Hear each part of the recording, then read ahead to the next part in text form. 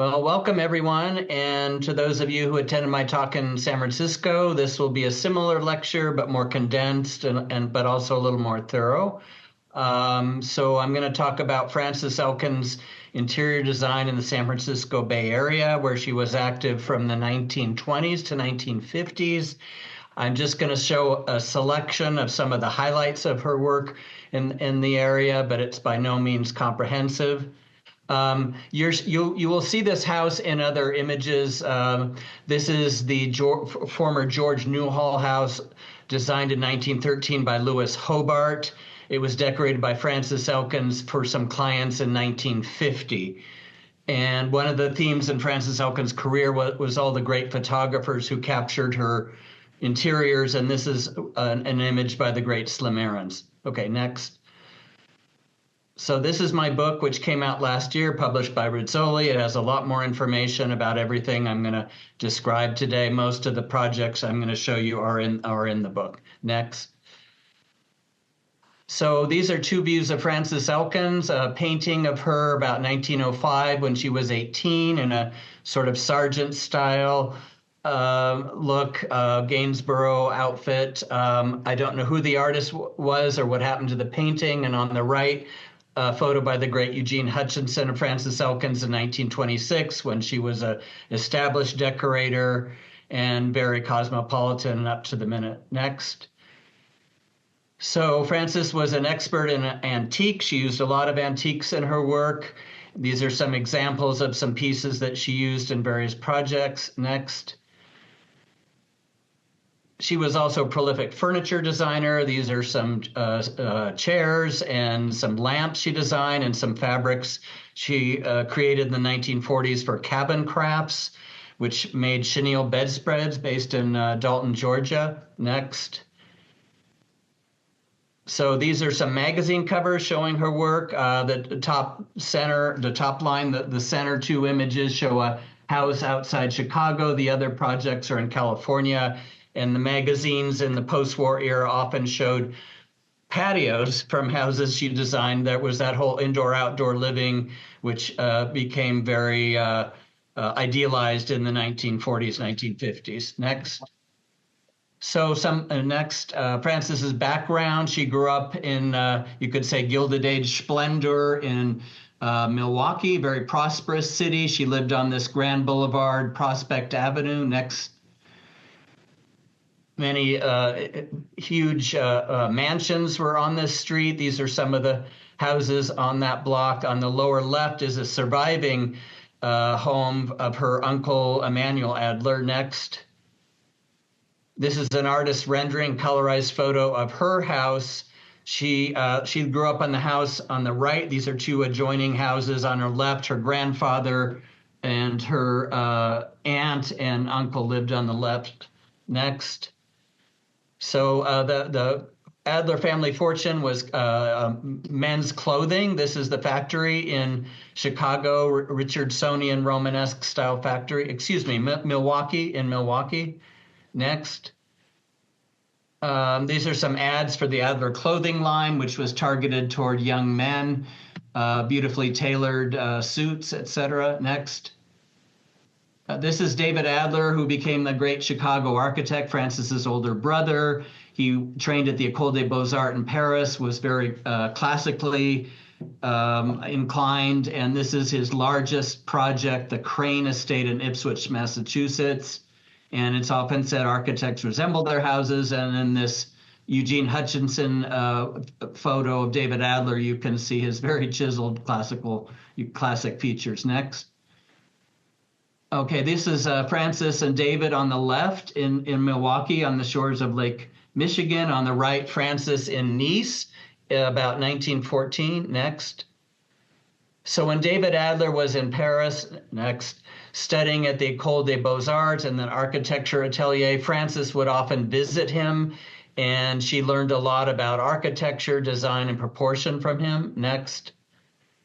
And this is Frances about 1918 when she was 30. She met Felton Elkins on the left from a Philadelphia Railroad fortune on a trip to Hawaii in 1916. She married him. Next.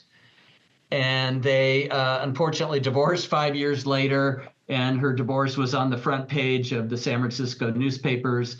But Felton introduced her to many prominent people, not only in San Francisco, but in the Monterey Peninsula. So she really had this immediate circle of highly placed people in those areas, and that helped launch her decorating career, both in San Francisco and in Monterey, Pebble Beach. Next.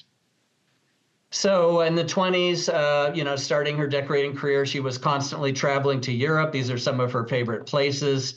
Paris, Biarritz, Venice. She rented a palazzo in Venice summers starting in the 1920s, and in the late 20s, she was also a fixture in Biarritz. She had a villa there where it was said she entertained the leaders of French society. Next. Okay, so this is her house in Monterey. Next. She and David Adler restored an 1834 Monterey adobe, Casa Amesti. Next. And the color scheme for the downstairs rooms is key to these portraits of Spanish royals in the entry hall, as you will see. Next. This is a library with some antique French boiserie that she brought over from France. Next. And this is one of the red and white guest rooms downstairs with a beautiful toile de Nantes pattern on the right. That's some actual fabric from that room, French provincial antiques. Next. This is some detail shots by Tony Duquette of the other guest room, red and white checked Provençal fabric. Tony Duquette designed those two pieces of wall art. We'll see them up close in a later slide. Next. Upstairs, she used this Palais Royal scenic wallpaper, and it's been said that a leitmotif of blue ran throughout the house. So you'll see how she tied a lot of the rooms together with blue. Next. So in her sala, very widely photographed room, she used some of her favorite colors, blue and yellow, antique Chinese rugs, English and French antiques. This is a very rare photo on the left of the sala or living room as it looked when Frances was alive. It was often photographed decades later after she died with replacement rugs, different upholstery, but this is how it looked when she was alive, and it's, I think, quite magnificent. On the right is the entry to the living room, going back into that hallway you just saw. Next. Detail shots of some items in her living room, a needlepoint chair, a Chinese vase uses a lamp, a needlepoint wall art, upper right photo, and then lower right is a Jean-Michel Franck leather table, probably worth over $100,000 now. She was introducing some modernist elements into the space by the 1930s. Next. The dining room, which is, a departure from color schemes in the rest of the house. George III dining chairs, beautiful French chandelier. And on the table, the decorations are by Misia Serre, who designed these little jeweled trees. And this is the table as set in 1983 by her daughter and a photographer using some of Frances's china. Next. These are some detail shots showing the lily pattern in the rug. One of the chairs she had copied, antique chair she had copied. Upper left is a rock crystal lamp, modern lamp from her friend Misia Serre, and then some detail shots of a painting and some Meissen porcelains. Next. Okay, her bedroom as it looked starting in the 1930s, this beautiful tester bed with fishnet canopy, ball fringe, a Jean-Michel Franck modernist shell form ceiling light, and also the wall sconces are shell form. She loved the color shell pink, so her bed linens were often shell pink. House and Garden in the 1940s said that the room with all its red, white, and pink had a strawberries and cream quality. Next.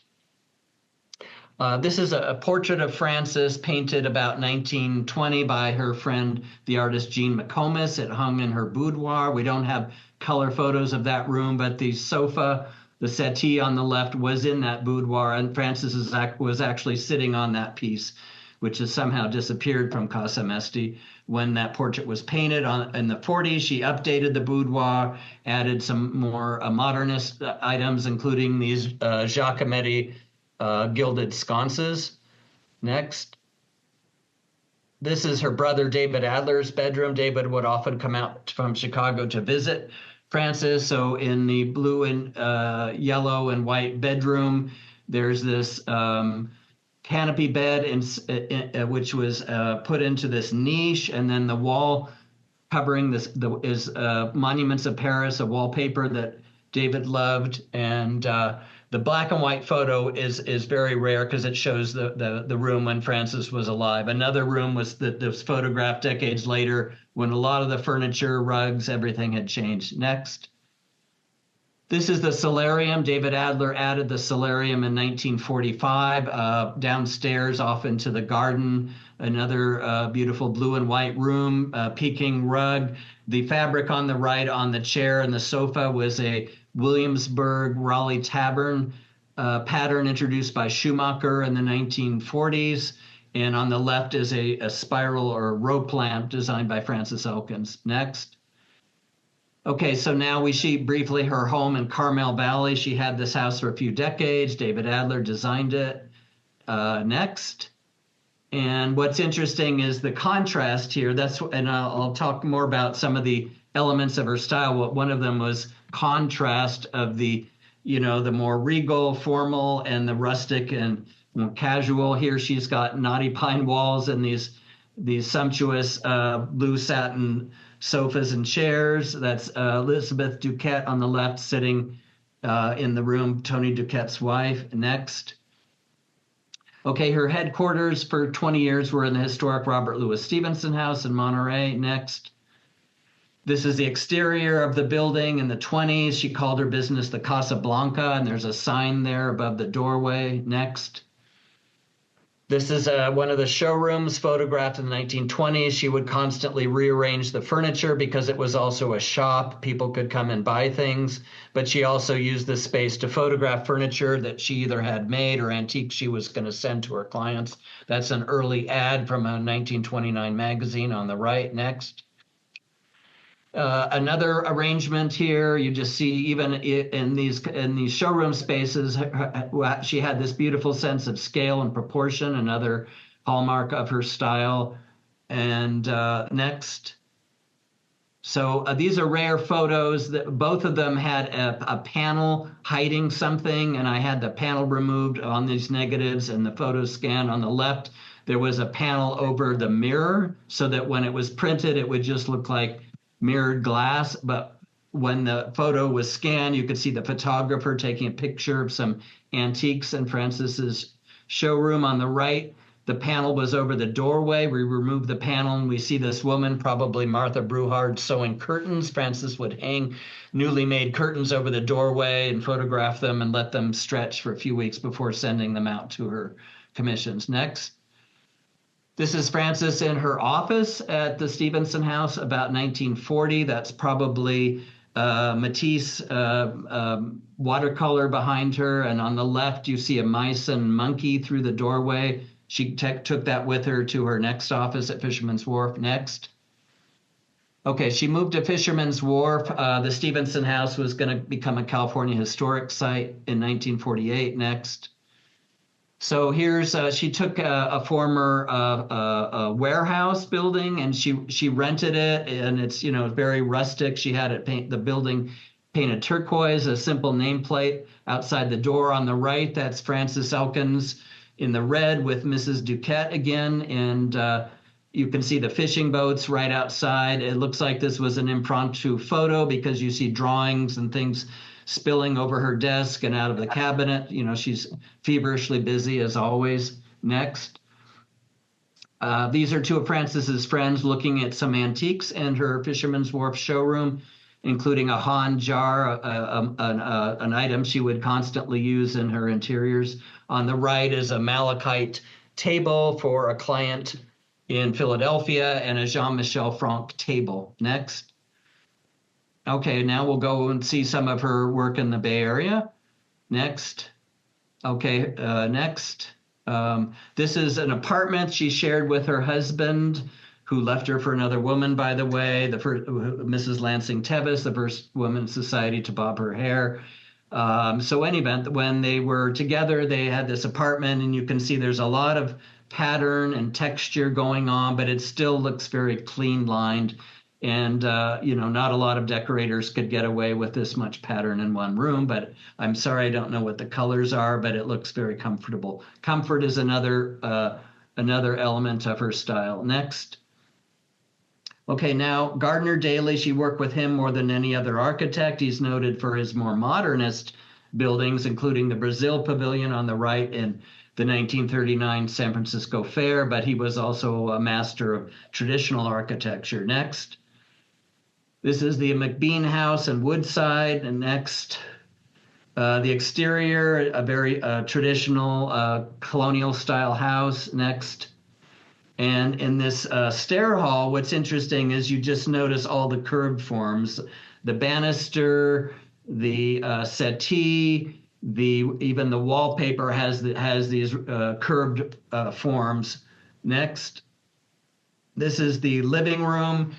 Frances loved to use chintz like other decorators of her time, but here you can see there's two chairs by the fireplace. They're slightly different. She would customize. One was probably for Mr. McBean, one for Mrs. McBean. A rent table in the foreground, lots of interesting pattern, wallpapers, a standing screen on the right. She was an expert in equestrian paintings. You see one above the fireplace.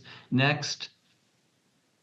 Okay, Louis Hobart, another great Bay Area architect Frances worked with. That's a drawing of the Newhall House, which you saw in the first slide. And he designed a lot of homes on the San Francisco Peninsula, and it was said that there were more grand estates in the San Francisco Peninsula than anywhere west of the Mississippi. Next.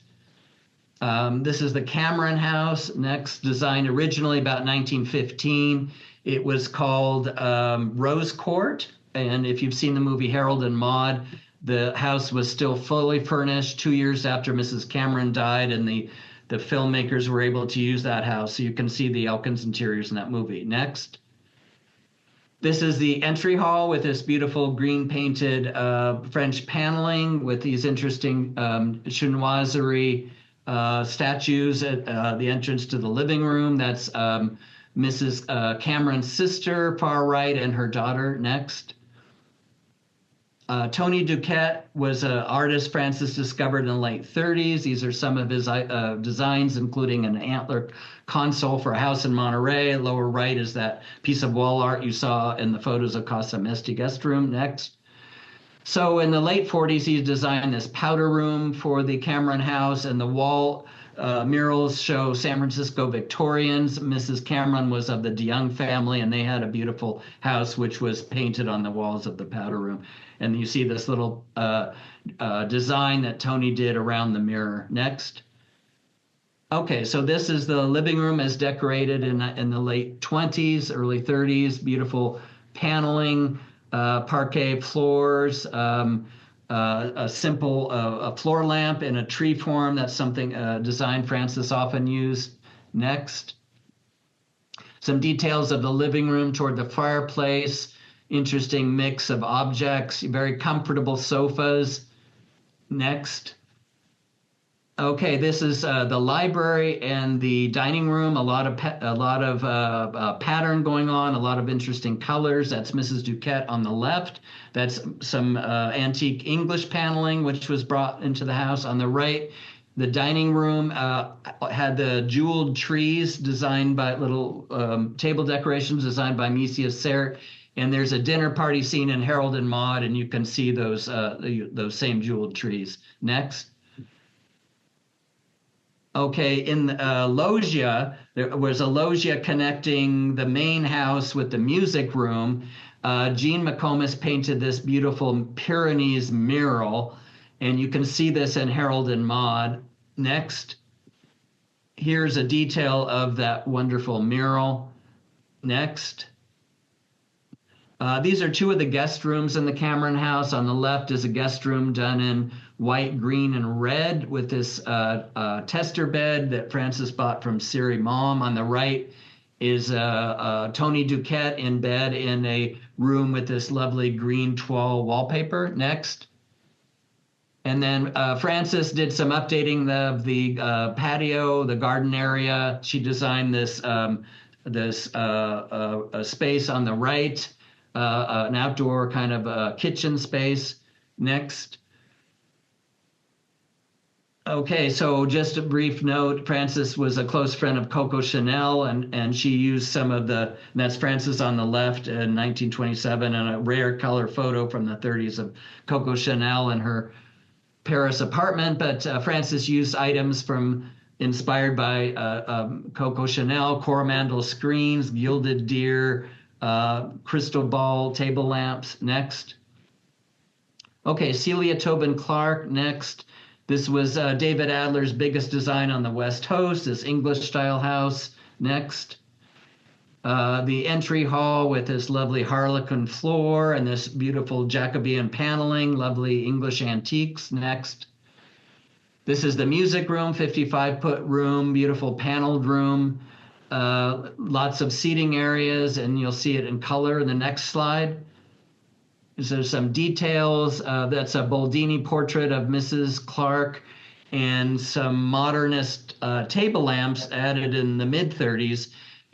These table lamps were a Jean-Michel Franck design, and Mrs. Clark wrote to Francis Elkins when the table lamps were installed and said that they couldn't possibly be more effective. Next. Seating areas in the music room. You can see lots of color going on and some other modernist elements interspersed with the antiques. The woman on the right, a visitor, there's a Jean-Michel Franck table lamp in front of the Coromandel screen and a gilded Giacometti floor lamp. Next. This is the library, beautiful paneled library, and had several seating areas, but this room was in Helen Comstock's book, The 100 Most Beautiful Homes in America, and what Comstock said was remarkable was the room was very soothing because of an absence of pattern. And those are Grinling Gibbons carvings on either side of the overmantel. Next. This is Mrs. Clark on the left with some of her guests, including, again, Elizabeth Duquette. You get to see this beautiful antique green velvet fabric used on the sofas. Next. This is the dining room with a lovely 18th century wallpaper David Adler purchased in Venice in the late 1920s, a blue and cream Peking rug, Waterford sconces. The curtains were beige. Next, we'll see some details of the room in color. That's the wallpaper, some of the chairs with the peacock blue upholstery, these beautiful wall sconces. Detailing around the door frame designed by David Adler. Next. And Frances worked with Siri Mom, the great English decorator. She's often credited for Mrs. Clark's bedroom, and my research indicates it was probably a collaboration with Siri Mom. See this lovely tester bed, this chevron cut pile carpet by Marion Dorn, born in San Francisco, moved to London, became a well-known textile designer. Next. These are some rare color views by Tony Duquette of this bedroom with this beautiful Swedish linen wall covering. And this has been described as kind of a fairy tale bedroom, one of the most iconic rooms in 20th century design. Next. And these are some items from Frances's archives. This is a photo of a bed on the left. She wrote on the back, English bed Siri. I believe Frances probably had the bed made in Monterey. Again, whether she was just supporting Siri Mom's scheme or collaborating, I don't know. Some Siri Mom fabric samples in Elkins' archives. And then on the upper right is a silvered pelmet from Mrs. Clark's bedroom, which I was able to acquire. Next. Excuse me, from her dressing room. Okay, Jean-Michel Franck enters Frances's design vocabulary about 1930, was known for his sober elegance, very spare designs. These are some of his table benches and a mica table. And that lamp upper right was just seen in Mrs. Clark's music room. Next. So the Kahn House in 1930s. Next.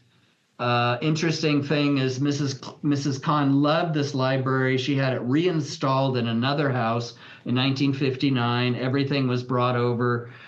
The only thing that was changed was the paneling. Instead of flexwood veneer, she had this oak paneling. But the curtains, the rugs, the seating was all brought over. And these are Francis's chair designs, and these are Jean-Michel Franck table lamps, and then that's an antique English mantle that Francis bought in London in 1936. Next.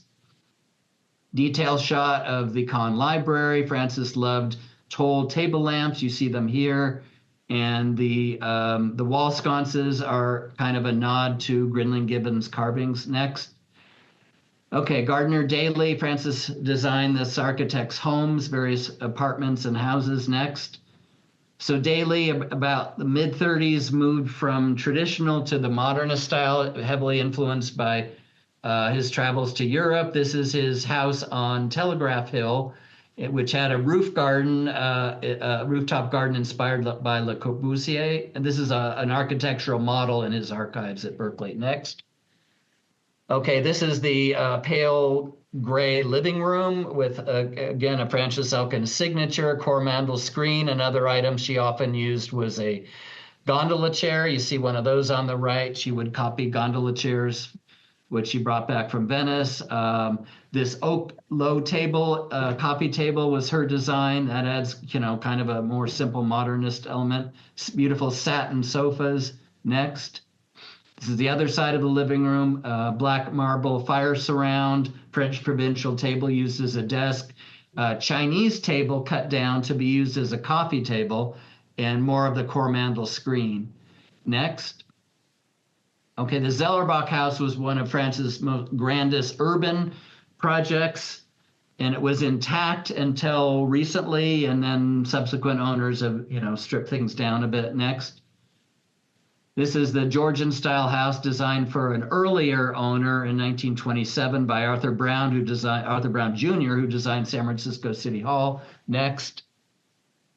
This is the entry hall with this beautiful Chinese wallpaper and Waterford sconces, Persian rug, Queen Anne benches. Next. And this is turning around, looking toward the main gallery. You can see this Moroccan rug and this console you'll see in the next picture. Next. And on the left is the gallery. Francis had Angelo Andriol design these palm pilasters, and there were 12 of them designed for this space. Emilio Terry, a Paris designer, created the palm form console table and the mirror. That's a design for the mirror. On the table is a Alberto Giacometti vase, probably worth a couple $100,000 now. And on the lower right is a little box designed by Jean-Michel Franck with a little carved head by Giacometti on top. Next. This is a living room, very sumptuous room with lots of white and oyster tones, but Francis, one of the other things she was great at was value contrast as well as textural contrast. You see a lot of dark wood pieces in this room, dark Carabao rugs, just to create more contrast. And that lamp in the background was, you'll see in the next picture. Next. On the left, that Grec lamp designed by Alberto Giacometti. One from another Francis Elkins house in Pebble Beach, sold at auction a few years ago for $500,000. In the living room, another side of the living room, you'll see in the next photo are, Giacometti. Okay, anyway, well, this is the others. These lamps also were made from a Giacometti vase on the right. Next. Okay, some detail shots. This is a mica table designed by Jean-Michel Franck, adding another modernist element. On the right, a dolphin-formed side table Francis acquired from Siri Mom. Next. Okay, here's the other side of the living room. You see those tables I just mentioned. Interestingly, all of the interior architecture for this room matches the Mrs. Kersey Coates Reed living room in outside outside Chicago, designed by David Adler. And you're seeing on the left a view into the card room. Next. Okay, this is the dining room at these beautiful pine paneled walls, maison bag chandelier, lovely damask curtains, chevron cut pile rug. Next.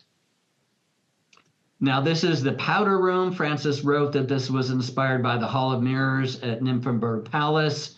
Silver dressing table, which was something she did quite often, Murano glass ornaments on the table, and then more maison bag light fixtures, these sconces. Next. This is the bar looking into the card room, designed to emulate the work of Jean-Michel Franck with these very spare oak walls. Francis designed those bar stools, which were auctioned in June for $40,000. Next. Oh, excuse me. One other thing about this image. Sorry. On the lower left is a Aragon table designed by Jean-Michel Franck. That sold at auction in June at Christie's for $800,000. Next. This is the card room. This set of 4 chairs, what she called her spider chair. They were also in the auction in June. That whole set sold for $40,000. The shell form Giacometti shells, the sconces on the walls sold for, I believe, $20,000. Next. Okay, just a quick view of the upstairs hallway. Very simple, clean line, furniture designed by Francis. More Jean-Michel Franck lamps, another Moroccan rug. Next. The Zellerbach's master bedroom, which looks very traditional with this silk green and cream colored quilted fabric on the beds and on the chaise, but there's another Giacometti table, floor lamp in the background, giving it a modernist touch. And on the curtains, you see these ball fringes were green and cream to match the color scheme in the room. Next. And this is Mrs. Zellerbach's dressing room with silvered walls, Steuben glass Belection molding around the dressing table, a maison bag feather form ceiling light, jeweled ceiling light, and then the doors, silver doors. Quite a lovely room. Next.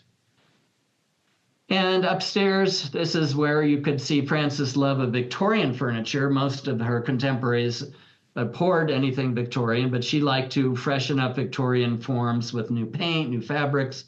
So here you see part of the guest room with these tester beds similar to her bed at Casa Mesti with the fishnet canopy. Next. The other side of the guest room, you see more Victorian furniture freshened up, but also a modernist lamp she designed with these plaster hands on the lamp shaft, and that's another kind of surrealist modernist touch. Next. Okay, so around the mid-30s, Frances started working with the great California weaver, Dorothy Liebes. On the left, they're planning the Yerba Buena Clubhouse. On the right, Dorothy with some of her fabrics in her San Francisco studio. Next. Okay, one of Frances's greatest, perhaps her greatest public commission was this women's clubhouse at the 1939 fair. Next. William Worcester was the architect. Frances worked with him on at least 20 residential and commercial projects. On the right is a drawing from the Worcester archives of the dining room looking back toward the cocktail balcony with this curved staircase you'll see in a moment. Next. This is the exterior of the clubhouse. Worcester designed it in the international style. It was actually painted gold and brown, different times of day, different lighting. It could either look lemon yellow or brown. And the exterior had these planks. The idea was to look sort of like scaffolding to acknowledge the temporary nature of the fair, but on the inside of the building, something quite different. Next. So this is the entry hall. Frances silvered the walls and ceiling, and then she had seating like that settee in the back and a gold fabricoid material, a silvered French provincial commode lower left with a Mise Cert dolphin sculpture. Next. Another view of one of the hallways, silvered hallways with the silvered furniture and the gold chairs. And there's that Mesioceric dolphin. Francis gifted the pair of the dolphins to Tony Duquette and his wife when they were married in 1948. Next. Victorian waiting room. A writer from Philadelphia paper just said it's just the 19th century out on a binge. More Victorian furniture freshened up with brilliant red fabric, painted white. Black and white check curtains, but more surrealist touches. You see the plaster hands holding back the curtains. They're also on that floor lamp, as in the Zellerbach guest room. Next. So one of her inspirations was her good friend, the surrealist Salvador Dali. Not many people know he lived in California for 8 years on and off, lived in Monterey, would often come visit Francis. Here he is in the Hotel Del Monte, which she decorated in the 1920s, 1930s. Next. So here's some surrealist elements to the Yerba Buena Club and a hallway, a French provincial lavabo deconstructed with these starburst wall art, and then one of the Alberto Giacometti sconces, outstretched hand holding a bowl that were throughout clubhouse. On the right, a hallway with bamboo reeds in the windows and these large cat sculptures. Next. Another inspiration was her friend Charles de Bestegui, who decorated several beautiful homes in France and also Venice. Francis had a rented palazzo on the Grand Canal, and de Bestegui also had a palazzo at the same time in the 40s. So Le Corbusier designed the de Bestegui penthouse in Paris, and then de Bestegui designed the interiors. Next. So this is the interiors with these wonderful Baroque furniture, blackamoor statues, blue and white color scheme. Next. Two other views of the de Bestegui penthouse. You'll notice the forms on these sofas and the fireplace, and then this curved staircase around a pole of glass balls. Next. So now here's the main lounge at the Yerba Buena Club, and you can see some of the de Bestegui inspiration. Frances had her friends collect seashells from the California coast, and then they were plastered on either side of the mirror above the fireplace. On the right, that's Frances on opening day of the clubhouse with her friend Helen Crocker Russell. Next. This is very as accurate as we can be in colorizing another photo showing the cobalt blue color scheme, blue and white with accents of red. This is colorized by Victor Mascaro of New York, who does brilliant work. Next. This is the dining room, which, was quite a riot of color. Wonderful yellow velvet curtains, blue and white striped blinds. You see the curving staircase in the back. Frances designed these chairs based on a Jean-Michel Franck model. She would repurpose them in various houses later on. Giacometti also designed the floor lamps with the bowls on top of the lemon yellow stands with garlands. Next. Okay, there's a detail of the staircase, and which had a red runner. That's the great film actress Mary Pickford on opening day. Next. Okay, this is one of the private dining rooms. Dorothy Liebes designed the fabric. There's a lot of textural contrast. Serge Roche, another frequent supplier, Francis designed the tables and consoles. And I don't know who designed that palm form ceiling light, but it's quite a wonderful room. And I believe Jean McComas painted the room on the right there. We don't know who the artist was. Next. The men's lounge done in gray and red. This was very similar to Jean-Michel Franck's smoking room in Paris. So this is Francis emulating Jean-Michel Franck with the flexwood walls. You can see another Giacometti wall sconce, and Jean McComas did the watercolor at the end. Dorothy Liebes designed the fabrics, but just very simple, very clean lined. Next. Okay, now another building at the fair was where the mayor received important visitors. They had various meeting rooms. Next. This is the main lounge, what they called a golden hued room with yellow curtains by Dorothy Liebes, 7-foot tall chandeliers, palm formed chandeliers, aluminum chandeliers and matching wall sconces, shiny metal table lamps. I believe Francis probably designed some of the furniture in the room. Next. This is the mayor's office with crimson red curtains, fringed curtains, and a Dorothy Liebes fabric, silk fabric, another palm form chandelier. Mayor Rossi, some of the visitors included Eleanor Roosevelt. Next. Gardner Daly, this is another of spaces Francis decorated for him when he was divorced. Next. He loved to collect Asian antiques, so you could see this Chinese table in the foreground, another Coromandel screen, Giacometti gilded floor lamps, a Margaret Bruton terrazzo top table, and then a Chinese chest in the black and white photo. And by the late 40s, Gardner Daly was designing furniture with Francis, including a simplified version of that chest. Next. This is the den in Daly's apartment with this intense red fabric used on the daybed, also on curtains, silvered wallpaper, and another Margaret Bruton table, and a black and gold Chinese lacquer screen. Next. Okay, Louis Lapham's were close friends of Francis. Next. Gardner Daly designed this house for an earlier client in the 1930s, and then the Laphams bought it at the house about 1941. Next. This is the entry hall with which had chamois-colored walls. That's a Serge Roche palm form floor lamp and table. Very tall doors leading into the living room on the right, and coral rugs in these photos. Next.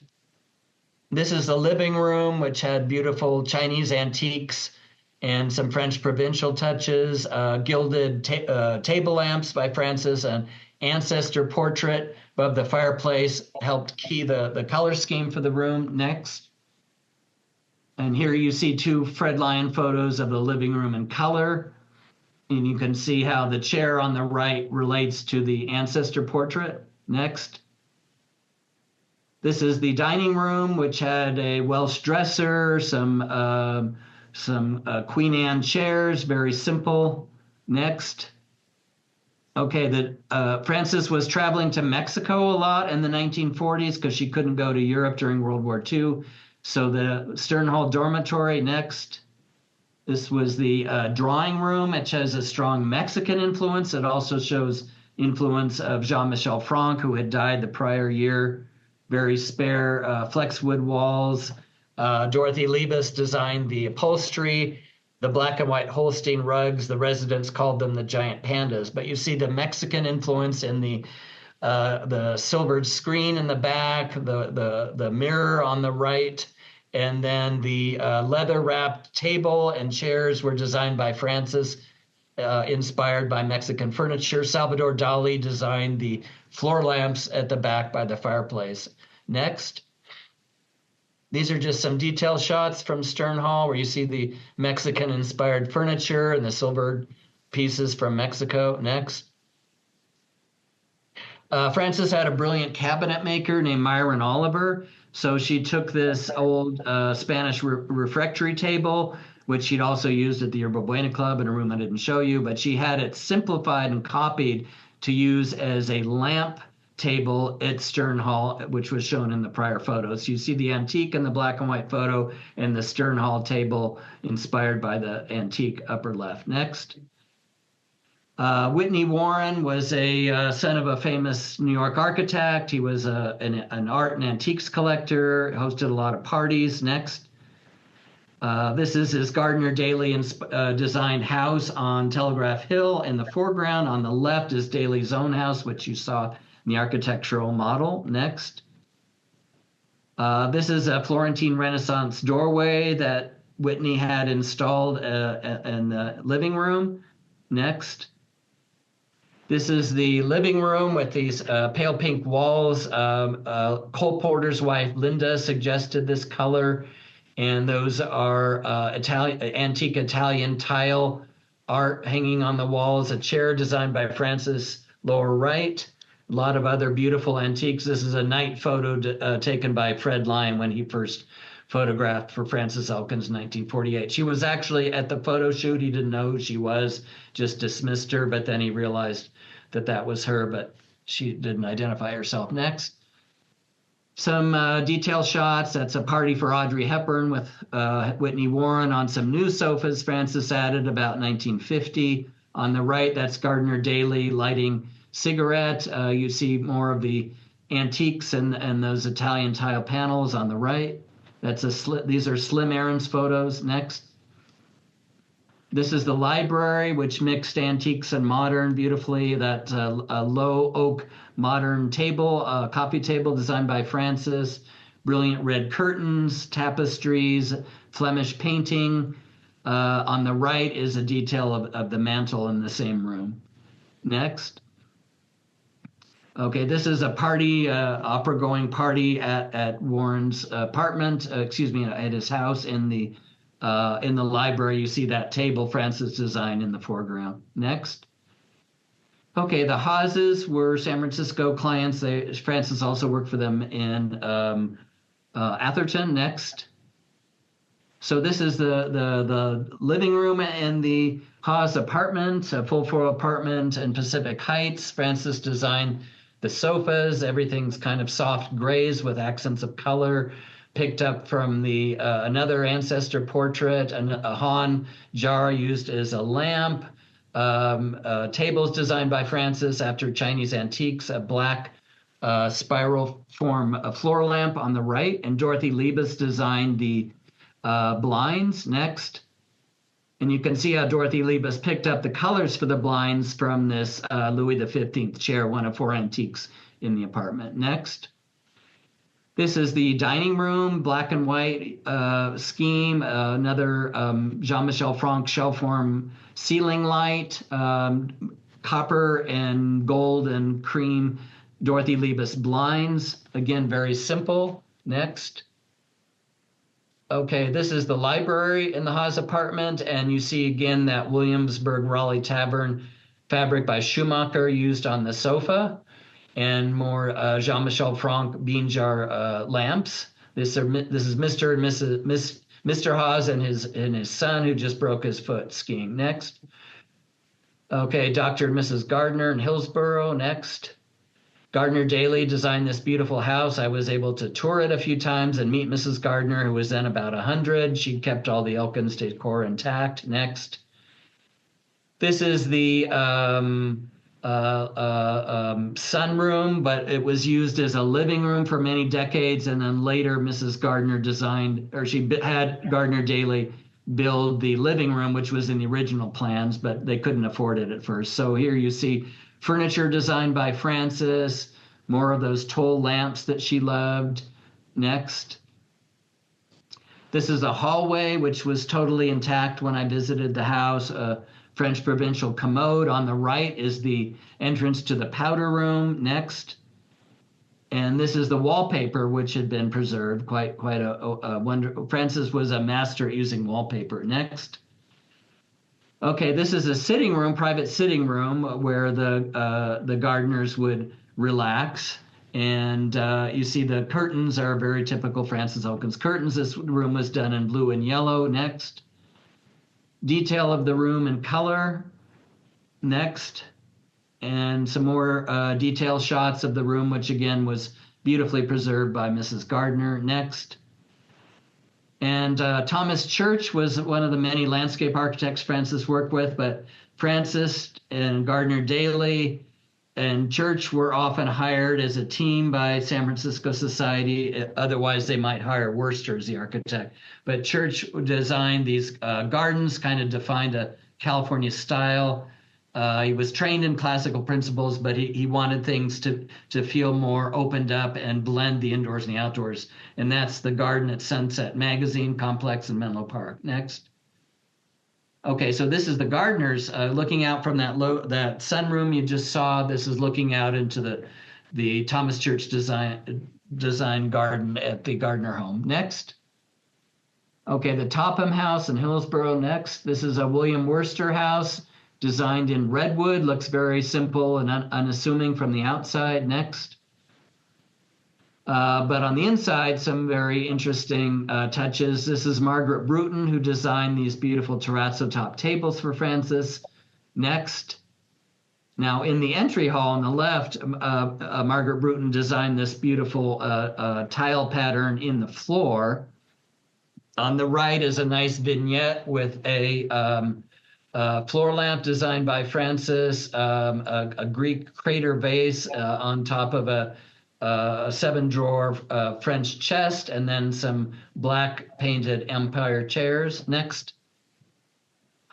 And this is the dining room, and the gilded console you'll see in another interior in a few minutes. Another one of those shelf-worn ceiling lights. Dorothy Liebes designed the curtains and the blinds, and then those chairs you saw in the Yerba Buena Club were probably sold to the Tophams, among other clients, here covered in red, green, or cream color. Next. This is the sunroom. Francis loved the dolphin motif. You can't see it, but other parts of the sunroom had bar stools with the dolphin motif and tables. Here's a large sculpture, probably by Jane Berlandina, with marine life, including dolphins. Francis designed the table, then the sofas and chairs, looking out into the Thomas Church garden. You can barely see it, but the bench by the pool also has dolphin form legs. Next. And this is the Thomas Church garden.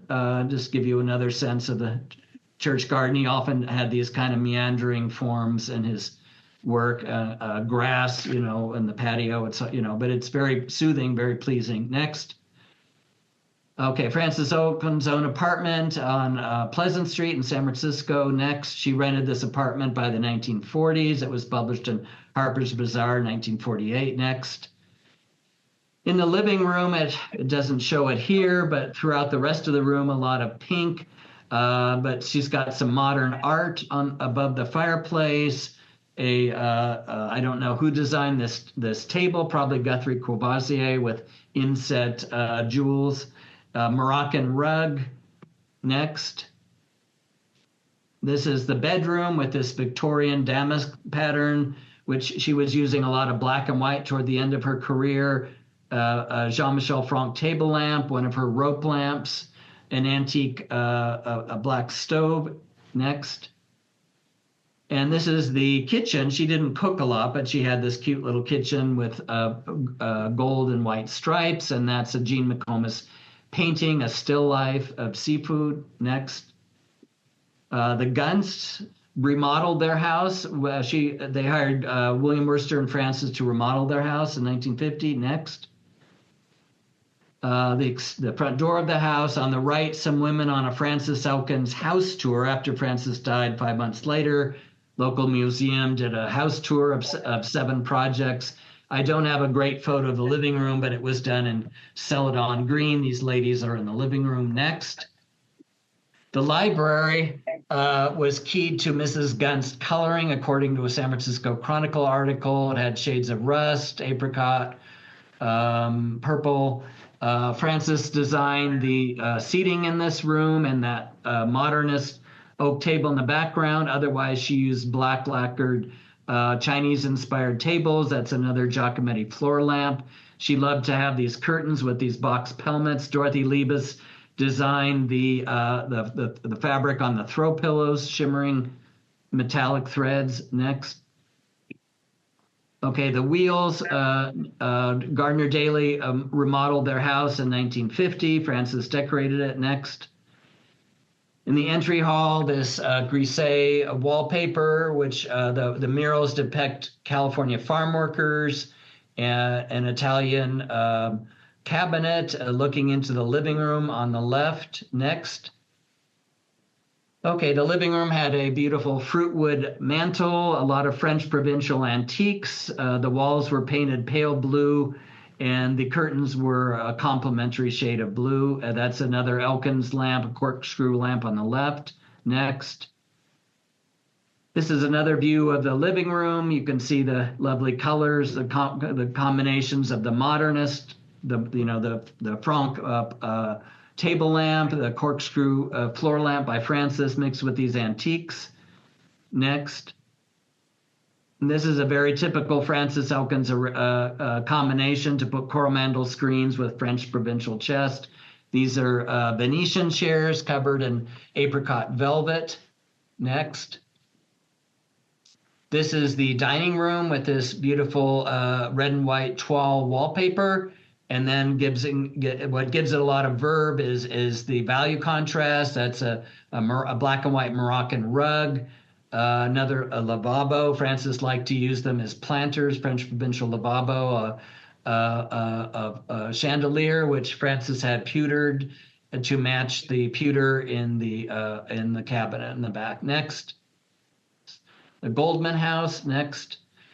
Designed by Joseph Escherich, who was a protege of of Gardner Daly. This painted redwood paneling. Next. This is the entry hall, very clean, very modern, with this black, red, and white, which color scheme carried over into the living room. Next.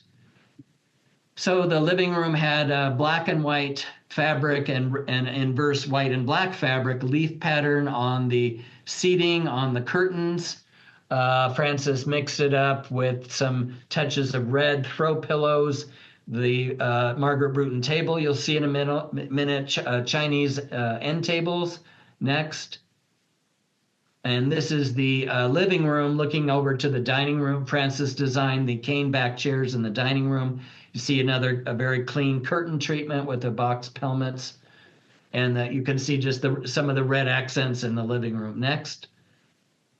This is the Margaret Bruton table, Steve Soundley photo of the table from the living room. By the way, I recommend the book Sisters in Art about the Bruton sisters. Came out a few years ago, written by Wendy Good. Next. Okay, the Lewis House. This was formerly the Newhall House. You saw it in my first slide, and you'll see it now as Francis decorated it in 1950. Next. Okay, this is the house painted in the 1920s when Robert Evans, the Paramount producer, made The Great Gatsby in 1974. After he finished the movie, he saw this house. Next. And he wished that he had used it as the Gatsby estate. Anyway, here's a piece of a lovely Chinese wallpaper framed in one of the hallways. That's Elizabeth Duquette again, Jean McComas, the painter I've talked about, and one of Francis's friends on the right. Next. This is a living room, and the important thing about the living room is not the furniture, which was lovely, but in the next slide you get to see the colors that Francis used and how exquisite the different combinations were. So let's see that next slide.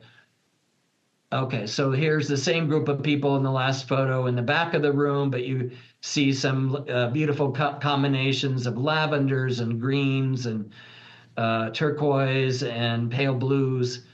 I'm sure that room was quite exquisite. Next. Okay, the Hops House, designed by Robert Stanton of Monterey. Next. Was done in a Japanese modern style, had these meandering balconies over San Francisco Bay. They wanted just a party house. It only had one bedroom, no guest bedroom, but they would entertain hundreds of people here. Next. And this is the living room, which was, the colors were keyed from this Kuan Yin statue on the right. Francis probably designed the teal sofas, and those are old Chinese vases used as lamps, and room had skylights, and everything is just set up for entertaining. On the fireplace, which you can't see, there was a little piece of carpet just so people could sit by the fireplace. Next. Okay, this is the dining area, an old fishbowl. Frances repurposed it, made it into this table. She added a wooden base and top. And then on the edge of the dining room over into the kitchen was a French provincial buffet. She liked to, in this house, she mixed French provincial, Asian modern, Chinese, Japanese. Next. And this is the bedroom with a Diego Rivera painting, which provided the color scheme, some more modernist pewtered lamps. Next. And this is a sitting room with a Japanese-inspired color scheme, day bed, very simple. Next. Okay, the Schlesinger House was the last project I'm going to show. And let's see the next photo, Gardner Daly's design, very modern. Next. This is the entry hall with these Giacometti plaster albatross sculptures. By the way, the Zellerbach house I didn't show you. It had two different Alberto Giacometti albatross sculptures. You can look at them on the Christie's website. The June auction, each of them sold for over $2 million. So anyway, curved staircase, wonderful staircase going up 4 floors with red carpeting. Off camera were some African carved sculptures. Next. Upstairs, this is the landing and the main hall upstairs. There's those shell form wall lights and a Burmese Buddha in a little niche and a little hallway that leads to the powder room. Next. This is the same area shown in color leading into the living room, 15-foot ceilings. Next. This is the living room, quite an elegant room for entertaining. Mrs. Schlesinger wanted the house to sort of have an evening feel, to look good at night. Antique Dutch leather screen on the right, American Beauty velvet curtains, pale dusty rose upholstery, antique Adam armchairs, gilded with black leather. But Francis quite often would not use a lot of art on the walls, just have the room's architecture and furniture set the tone. Blackamoor tables. Next. This is a detail of the screen, chinoiserie motifs in the screen. Francis loved the dolphin motif, as I mentioned. She had dolphin fire irons and ashtrays in the in the Schlesinger living room. Next. This is Mrs. Schlesinger. Her daughter was the great style icon, fashion icon, Nan Kempner. Here she is in another area of the living room with an Adam sofa covered in red satin, more of those Adam chairs, an English, 18th century English chest lacquered in china on the right, and a turquoise piece of Chinese pottery. Next. This is the dining room, a very modernist room with this lovely teak floor with little bands of metal. Dorothy Liebes designed the sparkly upholstery fabric. Francis Elkins designed the floor lamp, inspired by Serge Roche, and also the console. Next. And this is Francis' own design for the console from her archives. It looks like an Emilio Terry design, but she was interpreting many of these designers in her own work. Next. And this is the Schlesinger's, the master bedroom. Everything was kind of inspired by Celadon green lamps. Dorothy Liebes sparkly fabrics on the sofa with pink throw pillows. There's those curtains with fringe and cascades, an Elkins signature. And then for contrast, some red in some of the chairs. Next. Then I'll leave you with this quote. Francis wrote an article about Myron Oliver, the cabinet maker that I told you about for the Monterey Herald. And she said, "It is one of my strongest convictions that to do any superior work in the arts and crafts, one must fill his eye with the great things, not in order to copy them, but to stimulate creative ability. I believe that is necessary in order to rise above a poor self-expression gained entirely from the study of one's contemporaries." And this is another view of Francis in her Stevenson House office with the Matisse artwork behind her. Thank you.